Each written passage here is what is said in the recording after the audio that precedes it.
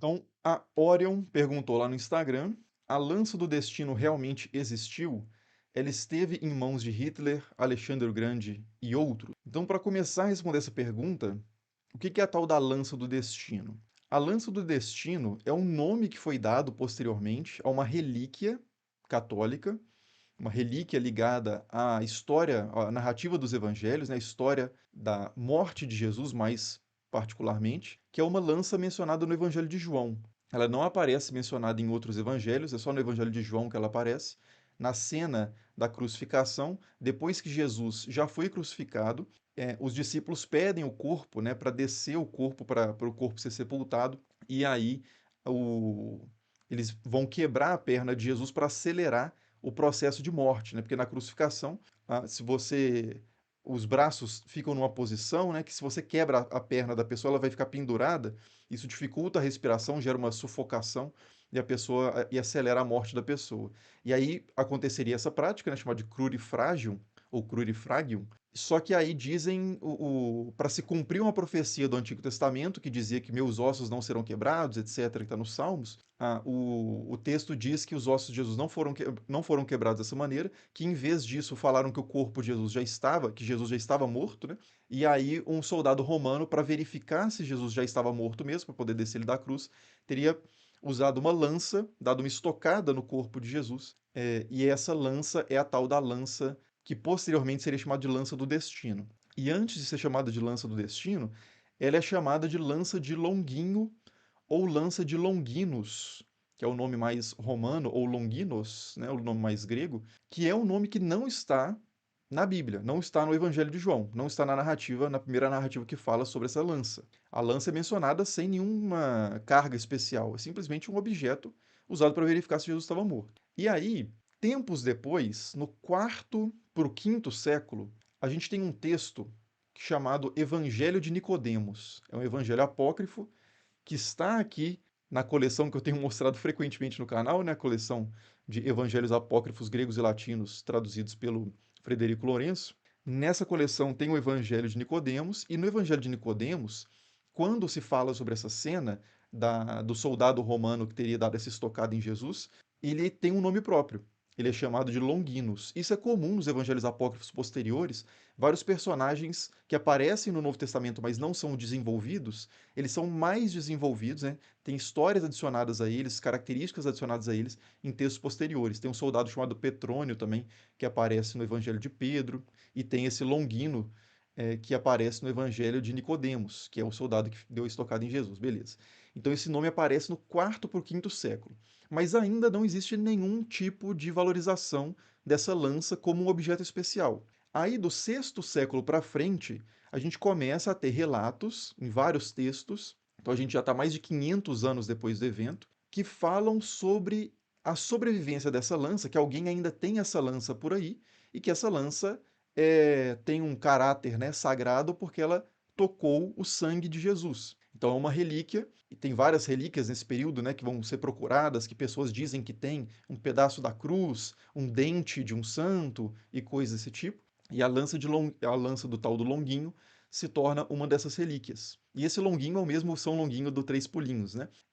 Porque, segundo também narrativas bem posteriores, até já do século X para frente, isso vai se desenvolver mais ainda, mais de 1000 anos depois do evento, vai ter essa história de que São Longuinho teria se arrependido dos seus caminhos, né, e se convertido ao cristianismo, talvez por um milagre, que ele tinha um olho com um problema médico, e aí o sangue de Jesus teria espirrado no olho dele nesse momento da estocada, e ele foi curado, né? Então, nesse milagre, ele reconhece a divindade de Jesus e passa a viver uma vida devota e tal, se torna um santo, daí o tal do São Longuinho. Mas eu estava falando que do sexto século em diante, várias lanças começam a aparecer, e as pessoas dizem que essa lança é de São Longuinho, e até hoje a gente tem várias, entre elas 4 lanças principais. Materialmente falando, a gente tem 4 lanças por aí que tradicionalmente são consideradas a lança do soldado romano que perfurou o corpo de Jesus. Uma delas está em Antioquia, atualmente na Turquia, né, na fronteira da Turquia com a Síria. Outra delas está na Armênia. Uma terceira está no Vaticano, onde tem uma estátua de São Longuinho.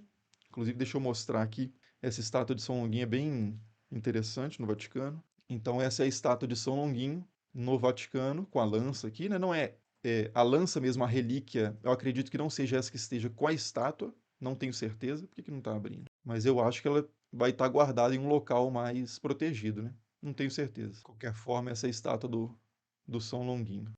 Essa parte aqui é de mármore, né? Então, se a relíquia estiver com a estátua, é essa ponteira. Mas não tenho certeza se é exatamente isso. Mas de qualquer forma, então, tem a relíquia da lança no Vaticano, mas tem uma concorrente, por assim dizer, que é a lança de Hofburg, da regalia de Hofburg, né? Do Tesouro Real de Hofburg. Que é essa lança aqui, que eu coloquei na imagem da live, né? Na capa da live. Não sei porque que o Firefox está lento para abrir essas imagens. Então tem essa lança, isso aqui faz parte do tesouro fazia, né? Parte do tesouro, faz parte do tesouro da família Habsburgo, fica em Viena, no Palácio de Hofburg. Mas é isso aqui, tá na definição meio ruim, mas é essa ponteira de lança aqui com um reparo de bronze e ouro. Aí voltando para a pergunta lá da Orion, ela perguntou assim se a lança do destino realmente existiu. A gente vai fazer uma avaliação final sobre isso depois de falar tudo que precisa ser dito. Mas antes disso, ela fala assim: a lança de Longuinho pertenceu a figuras como Hitler e Alexandre o Grande. Então, o fato é que ao longo da história, desde o período medieval, várias pessoas, inclusive reis, disseram estar de posse da lança de Longuinos e que isso teria auxiliado eles em batalhas e coisas do tipo. E aí, Hitler, quando ele está no poder, ele transfere todo o tesouro da regalia de Hofburg, né, o tesouro real da família Habsburgo, de Viena para Nuremberg. E essa lança vai junto. Então, vários autores mais relacionados ao ocultismo e tal falavam que Hitler tinha uma obsessão por essa lança. Eu não encontrei isso em fontes um pouco mais neutras, acadêmicas, assim, né? Mas existe esse boato, não confirmado, pelo menos até onde eu vi, de que Hitler tinha uma obsessão acima da média por esse item do tesouro de Hofburg. Mas o fato é que quando Hitler toma posse dessa lança, ele não pega a lança apenas ela, né? Ele pega o tesouro de Hofburg. Então, se ele tinha um apreço especial por esse item, eu realmente não sei. O fato é que sim, Hitler esteve de posse dessa lança de Hofburg, mas se ele tinha um apreço especial por ela, eu não sei. Agora, a questão é, e essa lança, ela é realmente a lança de Longinos? E não há absolutamente nada que aponte para isso, porque a característica dela, tanto em termos da composição, dos metais dela, da forma como ela foi forjada, características de estilo mesmo, né, do formato da lança, tudo isso aponta para essa lança como um item medieval mesmo do período carolíngio, ali século sétimo, oitavo depois de Cristo. Não tem nada de lança, não tem nenhum aspecto de lança do primeiro século, uma lança romana do primeiro século. Então, assim, eu apostaria, assim, né? Claro que sempre tem 0,000000001% de qualquer coisa acontecer, mas assim, não é a lança de Longuinhos. Essa não é, e provavelmente nenhuma é. A atestação histórica de que existiu esse soldado que no documento mais antigo que ele é mencionado, ele não tem nome. Essa lança não é valorizada, ninguém fala sobre essa lança em contexto posterior, até o quarto, quinto século, né, mais de 300, 400 anos depois. Então, assim, se de fato essa história que está presente só no Evangelho de João e nenhum outro, e não aparece de forma ressaltada em evangelhos posteriores, apócrifos, até o quarto século. Se essa história do Evangelho de João é verdadeira, e de fato de fato um soldado romano deu uma estocada em Jesus, essa lança se perdeu, né? Não há evidências, pelo menos, de que alguém tenha preservado essa lança, a não ser tradições, de novo, né?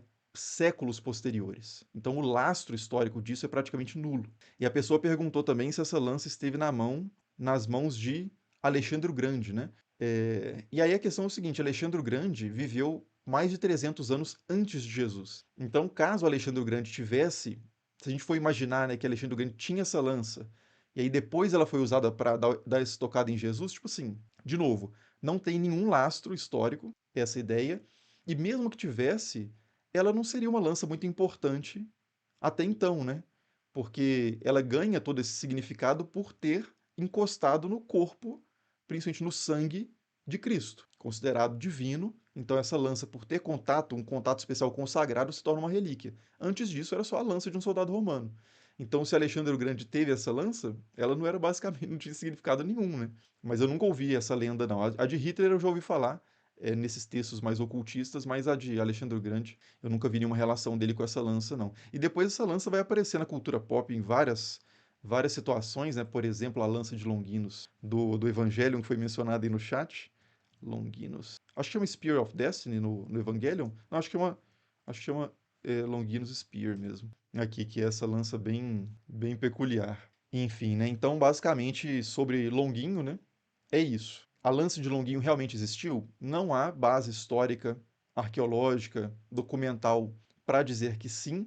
O documento mais antigo que fala dela é o Evangelho de João. Então, assim, pode ser que tenha existido, mas a chance disso ter sido preservado como relíquia é muito pequena, porque ela só passa a ser mencionada séculos depois. Então eu diria assim que, caso ela tenha existido, ela não passou na mão de Hitler nem de Alexandre o Grande, mas o que passou na mão de Hitler foi uma relíquia forjada, como várias relíquias foram forjadas ao longo da história. Aí o Amano perguntou aqui, quando surgiu os três pulinhos de São Longuinho? Não sei quando isso surgiu, mas parece que é uma prática exclusivamente brasileira. Até onde eu vi, é uma coisa que não é mais antiga que a história do Brasil. Pois é, o Wallace pergunta, né? E como diabos o soldado virou o santo que encontra coisas perdidas? Essa questão de encontrar coisas perdidas não está nas tradições mais antigas sobre Longuinho.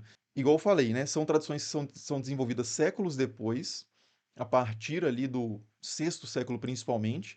As primeiras tradições sobre Longuinho se tornar um santo têm a ver simplesmente com o arrependimento dele, que naquele momento que ele viu Jesus morto, ele teve seu coração tocado, né, por assim dizer, e passou a viver uma vida piedosa. E aí, mais tarde, acho que já são histórias do século X para frente, tem essa versão que eu falei que ficou mais famosa. Quando você procura sobre São Longuinho na internet, você vai encontrar frequentemente essa versão, que ele se converteu por causa do milagre que aconteceu no olho dele, que ele tinha problema de vista, e aí o sangue e a água que saem do corpo de Jesus teriam curado ele, né? Isso já é mais de 1000 anos depois de Cristo. E até então, nada de encontrar objetos perdidos. Aí, quando que surge isso, realmente é uma coisa bem posterior mesmo, né? E eu não sei qual que é a partir do que exatamente, né? Qual elemento da história, das lendas posteriores de Longuinho, dão algum tipo de ensejo para essa ideia de que ele ajuda a encontrar objetos perdidos, né? O Shirt falou que Longinus é realmente o portador da Lança do Destino. Pois é, a ideia da Lança do Destino ela se desenvolve a partir dessa relíquia que é a Lança de Longinus, né? Então, esses são os mesmos objetos.